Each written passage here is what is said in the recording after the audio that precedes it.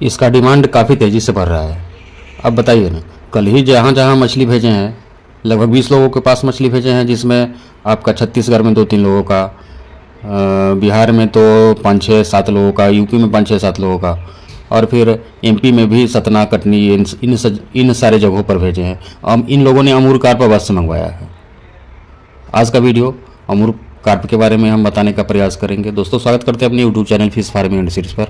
जैसा कि आप सारे लोगों को पता है, अमूर कार्प मछली ग्रोथ करने में पुराना जो कॉमन कार्प है, जिसको आप बहुत जगह पेटली के नाम से जानते हैं, चाइना के नाम से भी जानते हैं, बनारस यूपी में कार्पियो के नाम से लोग जानते हैं, और बिहार के मधुबनी दरभंगा एरिया में इसको कमलकांट के नाम से जाना जाता है। उसका हाइब्रिड के बारे में हम बात करते हैं।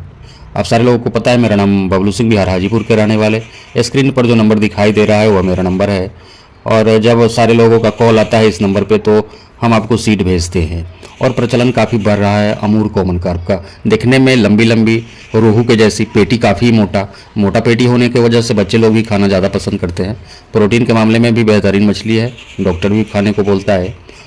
और ये तो खाने की बात हो गई। रह गई प्रोडक्शन, आपका कितना अच्छा ग्रोथ मिलता है। पुराना जो कॉमन कार्प है उससे लगभग 30% ज़्यादा ग्रोथ होता है कम समय में अधिक पैदावार के लिए। अगर आपके निचली तली में मछली डालना है तो फिर साधारण कॉमन कार्प के बारे में क्यों सोचना, अमूर कार्प के बारे में सोचिए और दिए हुए नंबर पे कॉल करिए। हम आपके नज़दीक के रेलवे जंक्शन तक भेजेंगे।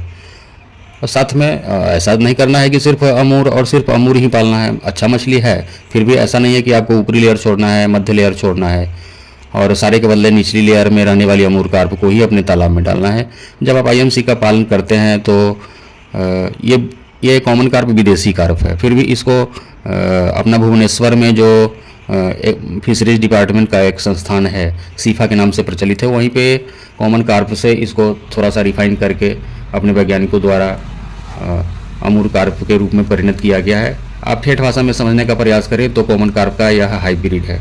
टेस्ट भी ज़्यादा अच्छा है, इसका ग्रोथ काफ़ी बेहतर है, आपके तालाब में अच्छा खासा ग्रोथ होता है। फिर भी ऐसा गलती कभी नहीं करेंगे कि अपने तालाब में सिर्फ और सिर्फ अमूर कार्प के ही बच्चे डालेंगे। ऊपर के लेयर के लिए आपको कतला मछली डालिएगा, और आप कतला सिर्फ साधारण कतला नहीं, जीआई कतला के नाम से सारे लोगों को पता हो गया होगा। जयंती रोहू भी जानकारी में होगा ही आप लोगों को। तो जीआई कतला, जयंती रोहू के साथ साथ आप मृगल का पालन करना हम लोग छोड़ ही दिए हैं। अब एकदम देहात जहाँ पे है, जहाँ अमूर कार्प का बच्चा उपलब्ध नहीं हो पाता है, वहाँ के लोग मृगल डाल लेते हैं। और एक चीज़ और हम इस वीडियो के माध्यम से आपको जानकारी देने का प्रयास करेंगे। हम जैसा कि हम आशा करते हैं अपने आप के बारे में, सबसे ज़्यादा अमूर कार्प का बच्चा हम ही देते हैं आप सारे लोगों को। सबसे ज़्यादा डिमांड मेरे ही पास आता है। हमारा कोलकाता निहाटी में सीट का काम होता है। हम आपके नज़दीक तक जो रेलवे जंक्शन होता है, बड़ा वाला, छोटे जंक्शन के बारे में प्लीज़ आप नहीं बोलिएगा। बड़ा जंक्शन होगा जहाँ ट्रेन का 10 मिनट से अधिक का स्टॉपेज होगा, वहाँ पर के लिए हम भेजते हैं बच्चे। हाँ, उसके एवज में हम पहले पैसा का डिमांड करते हैं भैया। जिन लोगों को पहले पैसा देने में सक्षम होंगे, हम पर विश्वास होगा जिनका, वही लोग हमको कॉल करेंगे। प्लीज़ पहले पैसा हम लेंगे आपसे, फिर बच्चे भेजेंगे, और ज़रूर भेजेंगे। उसमें कोई भी किंतु परंतु की बात नहीं है। तो दिए हुए नंबर पे कॉल करके जयंती रोहू, अमूर कार्प, जीआई कतला, ब्लैक कार्प, नोना टेंगरा, गुलसा टेंगरा, चीतल, जो भी इंडिया में मछली पालन होता है, सारे का बच्चा मेरे पास उपलब्ध है। आप दिए हुए नंबर पर कॉल करेंगे, हम भेज देंगे आपके नज़दीकी रेलवे जंक्शन तक। बात करते हैं अमूर कार्प मछली खाती क्या है। वही सरी गली चीज़ों को नीचे, जो तालाब के नीचे रहती है, और ऊपर वाली मछलियाँ जो बीट उट करती है वही सब खाती हैं। दूसरा, अच्छा ग्रोथ और लेना चाहते हैं तो फ्लोटिंग फीड, जेके कंपनी का फीड जो आता है उसको आप खिलाएंगे, काफ़ी बेहतर, कम समय में काफ़ी बेहतर ग्रोथ आएगा आपको। दूसरा, कुछ और खासियत हम अमूर कॉमन कार्प के बारे में बता दें।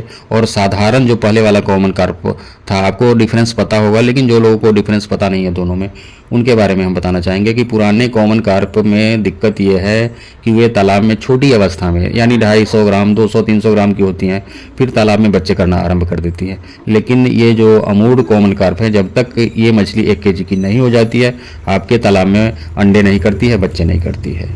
तो ये खासियत है।